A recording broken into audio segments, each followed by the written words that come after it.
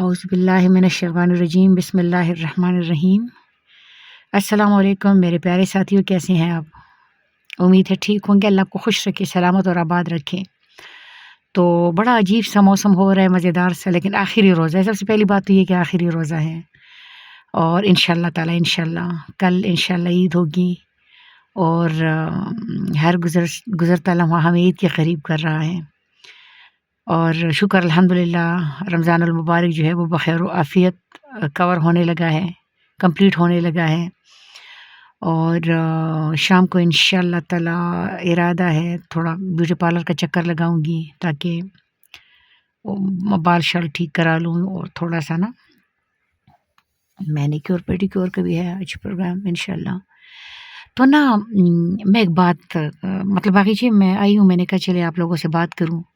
تو باہر بارش سٹارٹ ہو گئی۔ اب سوچ رہی ہوں کل کے لیے جو میرا سوٹ ہے نا انشاءاللہ عید کے لیے، وہ اسکائی بلو کلر کا ہے، اسکائی بلو کلر کا سوٹ ہے، اس کے اوپر گلابی پھول بنے ہوئے ہیں، بہت پیارا ہے، لیکن یہ کو اس کو یاد کر کے ٹھنڈ لگ رہی تھا اب پتہ نہیں کیا ہوگا،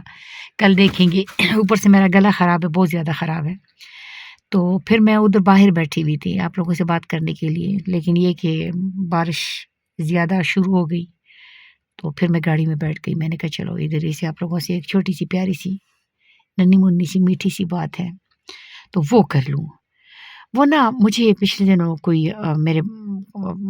مہربان مطلب اچھے لوگ ہیں جو مجھے سمجھاتے ہیں، میرے اساتذہ ہیں، پیارے لوگ ہیں، تو وہ مجھے کوئی بات سمجھا رہا تھا نا، تو مجھے کہتے ہیں کہ تمہیں لوگ بیوقوف بناتے ہیں، تم بیوقوف بن جاتی ہو، تو لوگ تمہاری مطلب شاید نیک دلی سے فائدہ اٹھاتے، کچھ اس طرح کی باتیں نہیں، کچھ اس ٹائپ کی گفتگو تھی نا۔ تو میں ہنس پڑی، میں اپنی بہن کو ایک واقعہ سنا رہی تھی، میں نے کہا چلے آپ لوگوں کو بھی یہ واقعہ سناؤں۔ وہ ایسا ہوا نا کہ میرے شوہر ہمیں ایک چھوٹا سا واقعہ سنایا کرتے ہیں کہ جب وہ چھوٹے سے تھے نا میرے ہسبینڈ، تو ان کا ایک دوست تھا، مطلب ان کی گاؤں کا ایک لڑکا تھا، دوست نہیں تھا، ان کی گاؤں کا ایک لڑکا تھا نا، تو وہ لڑکا مزدوری کرتا تھا،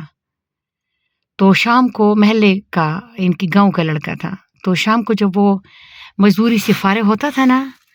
تو وہ آ کے بچوں کے پیچھے پڑ جاتا تھا کہ چلو کھیلتے ہیں، تو بچے سارا دن کھیل کود کے وقت گزار چکے ہوتے، تو ان کا من ہوتا تھا کہ اب وہ گھر کو چلے جائیں، کیونکہ سب کو زمانے میں مائیں کہا کرتی تھی کہ مغرب کے اذان کے بعد گھر واپس آنا ہے، تو بچے گھر جانا چاہتے تھے، اور وہ جو بچہ جو مزدوری کرتا تھا سارا دن، وہ کہتا تھا کہ چلو چلو کھیلتے ہیں، تو نا وہ پھر بچوں کو روکنے کے لیے پتہ کیا کرتا تھا، وہ کہتا تھا ادھر آؤ نا، سب کھیلتے ہیں نا، کھیل بند نہ کرو، میں گدھا بن جاتا ہوں نا، تو ایک ایک کو کمر پہ لاد کے نا، تو وہ سامنے والی دیوار تک لے کے جاؤں گا، ایک ایک کو میں کمر پہ لاد کے نا، تو پھر سارے بچے جو ہے وہ کھڑے ہو جاتے تھے، اور وہ ایک ایک کو کمر پہ لاد کے نا، تو دیوار تک ہم پشتو میں کہتے ہیں مزلی، پتہ نہیں یعنی ایک انجوائمنٹ کراتا تھا، گدھا بن کے لوگوں کو دیوار تک پہنچاتا تھا بچوں کو، اور یہ کہتا تھا کہ بس کھیلنا بند کرو، کھیلنا بند کرو، میں گدھا بن جاتا ہوں۔ تو میں ہنس پڑی، میں نے کہا مجھے پتہ ہے کہ کیا ہو رہا ہے،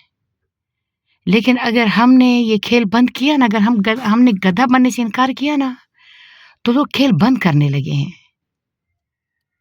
یہ بساط لپٹنے والی ہے، یہ لپٹ جائے گی، اگر کچھ لوگ جو گدھے بنے ہوئے ہیں، اگر وہ گدھے بننے سے انکاری ہو، تو تماشا ختم ہونے والا ہے۔ تو میں سوچ رہی تھی کہ کتنے سارے میرے اپنے ایسے ریلیشنز ہیں کہ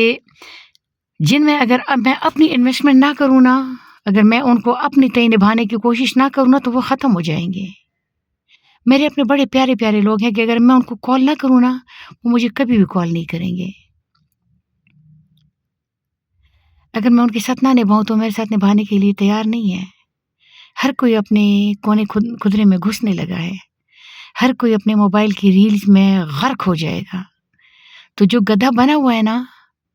وہ گدھا بنا رہے، ورنہ کھیل بند ہونے والا ہے۔ تو اللہ تعالیٰ ہم سب پہ مہربان ہو، گدھے بنے رہیے اور اپنا راستہ نہ چھوڑے۔ تو انشاء اللہ تعالیٰ اسی راستے پہ ہمارے لیے آسانیاں، ہمارے لیے منزل ہیں۔ اللہ خوش رکھے سب کو۔